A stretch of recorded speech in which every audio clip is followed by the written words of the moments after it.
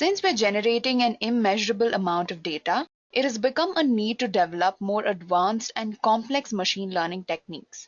Boosting machine learning is one such technique that can be used to solve complex data-driven real-world problems. Hi everyone, I'm Zulekha from Edureka and I welcome you to this session on boosting machine learning. Let me quickly run you through today's agenda. We're going to begin this session by understanding why boosting is used.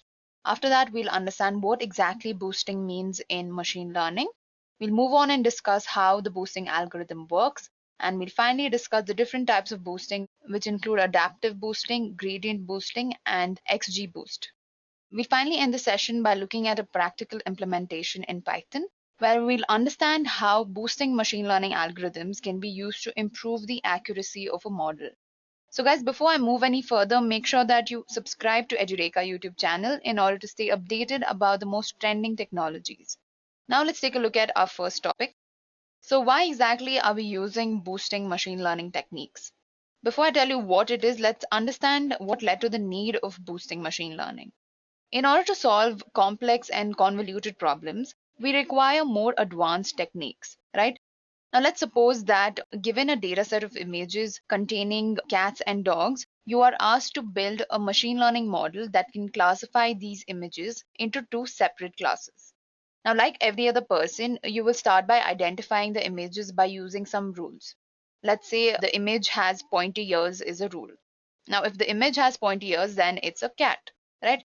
Similarly, let's say you've created another rule, which is the image has cat-shaped eyes, which means it's a cat again.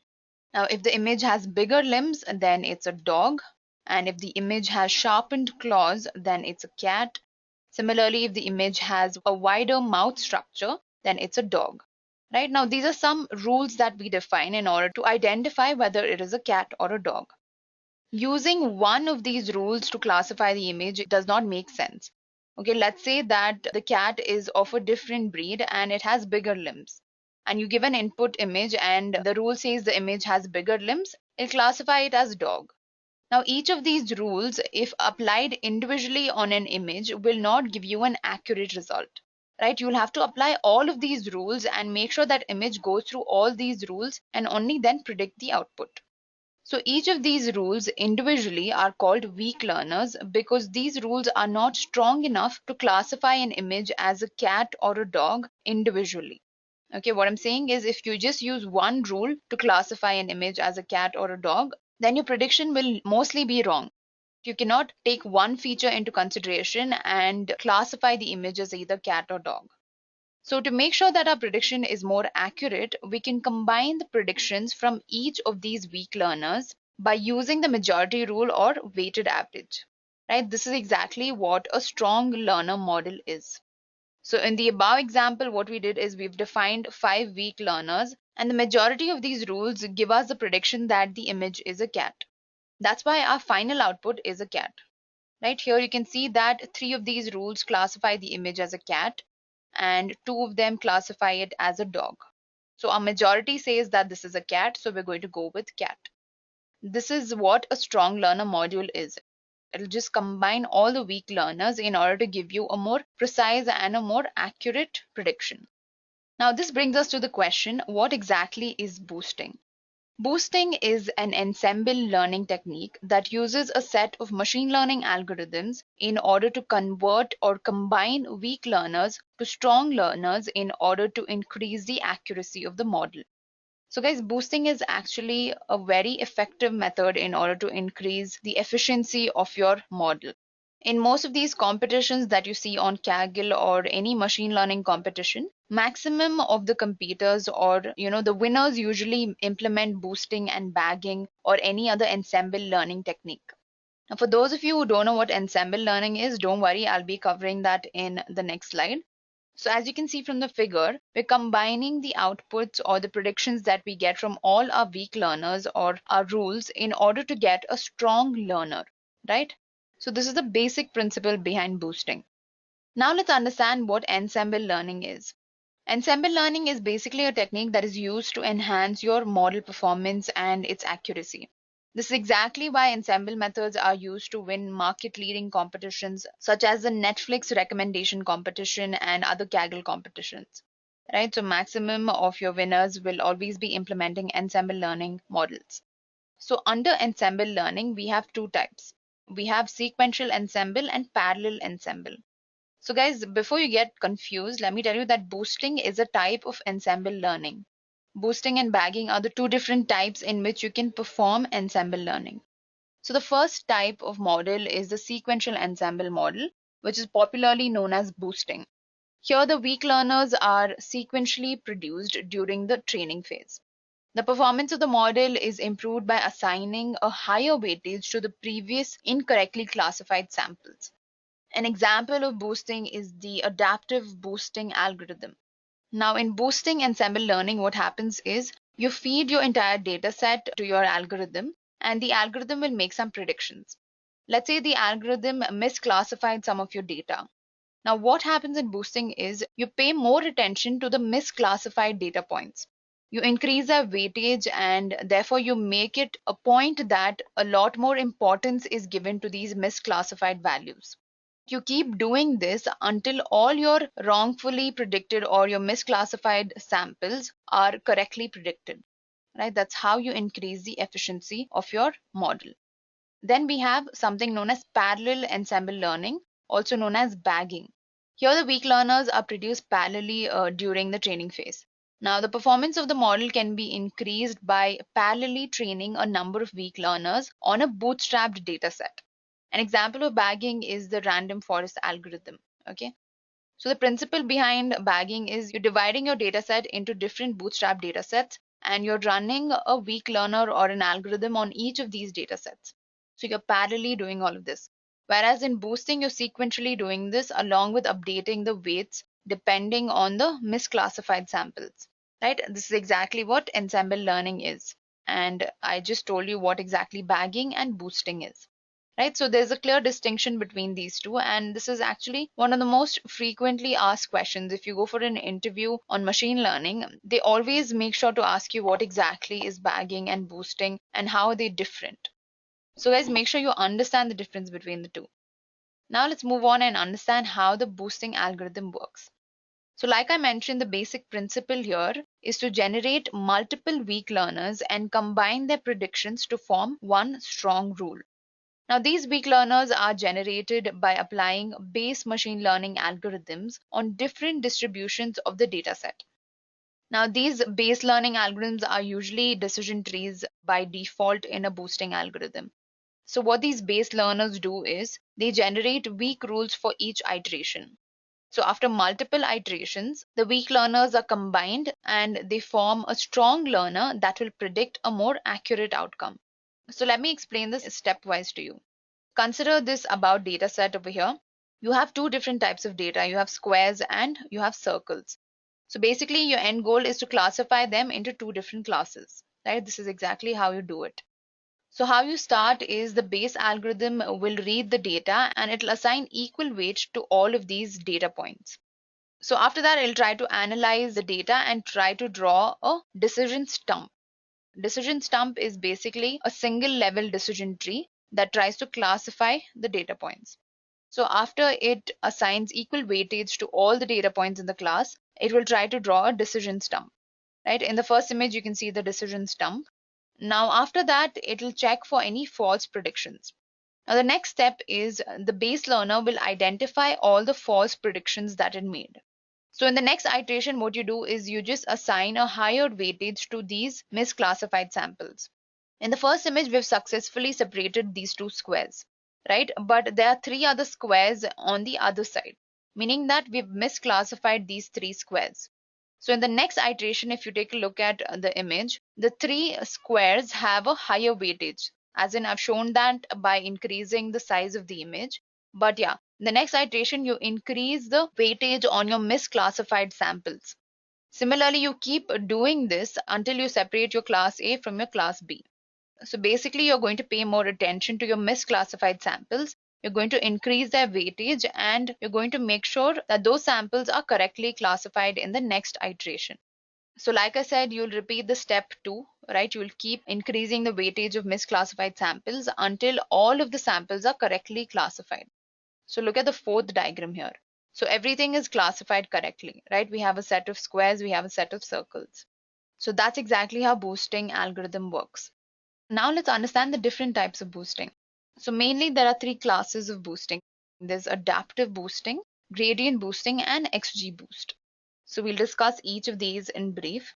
So adaptive boosting is what I explained to you in the previous slide.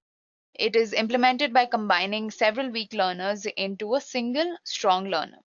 So there are a couple of steps that this adaptive boosting algorithm follows.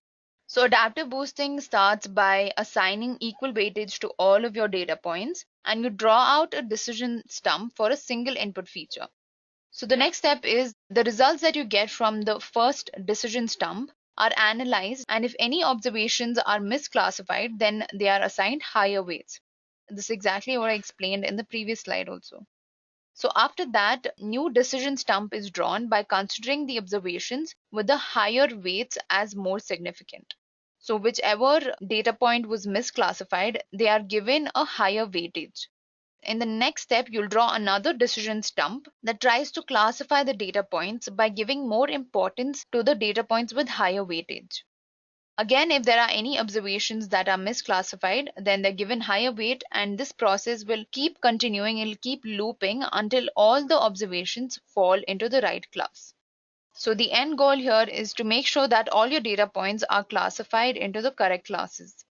Adaptive boosting or adder boost can also be used for regression problems. It's not restricted to classification only. It can be used for both classification and regression, but it's more commonly seen in classification problems. So that was a brief about adaptive boosting. Now let's understand gradient boosting. So gradient boosting is also based on the sequential ensemble learning model. Here what happens is the base learners are generated sequentially in such a way that the present base learner is always more effective than the previous one. Basically, the overall model improves sequentially with each iteration.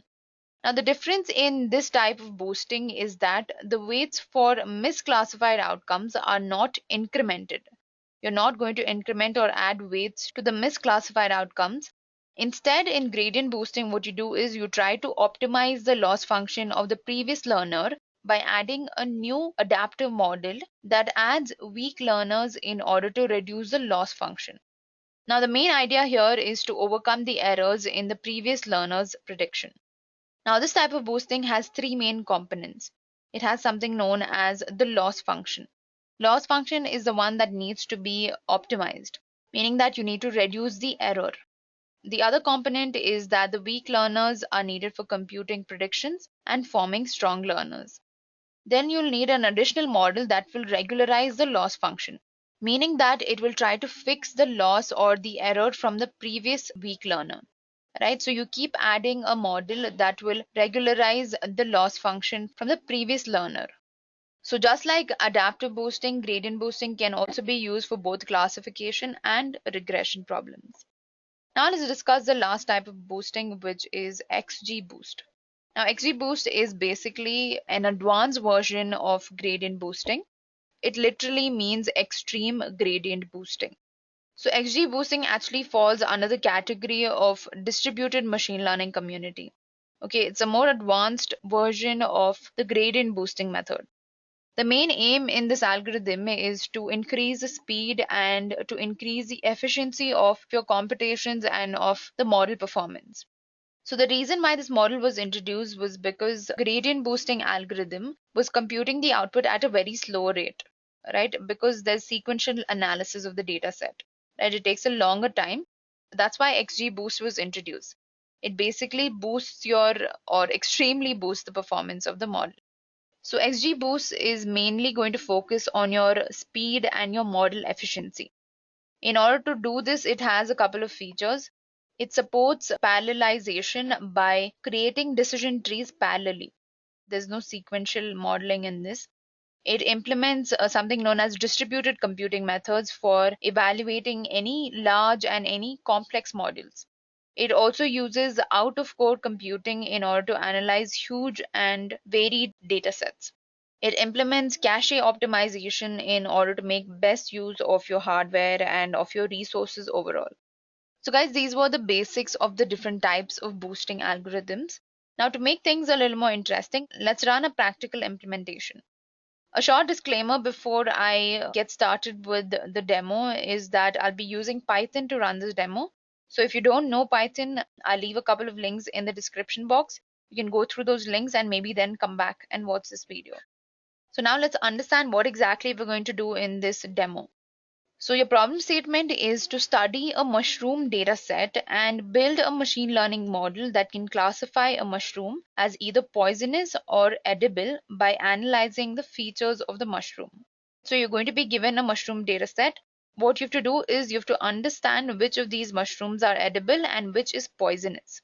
So this data set basically has mushrooms of 23 different species, and each species is either classified as edible mushrooms or non-edible ones, right? So guys, the logic again over here is to build a machine learning model by using one of the boosting algorithms in order to predict whether or not a mushroom is edible. So let me quickly open up the code for you. I hope all of y'all can see the console.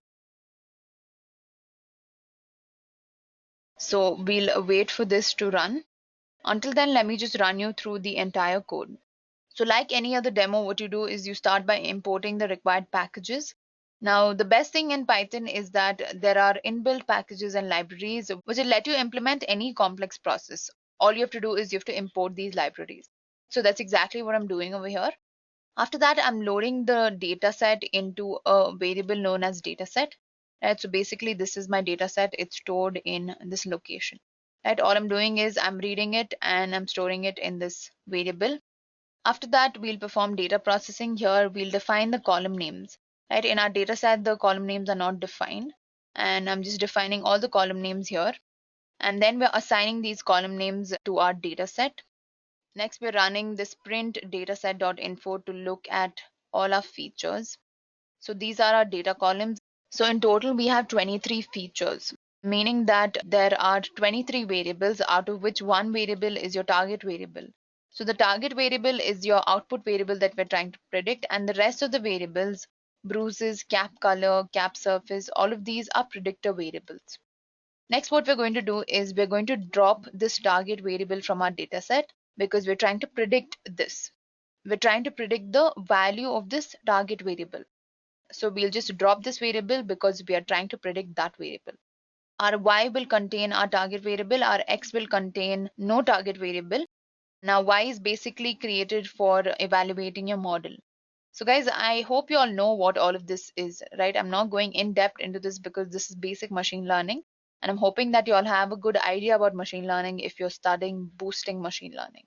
Next, you're performing something known as data splicing, which is basically splitting your data set into your training and testing data set, right? This variable here defines the size of your testing data set.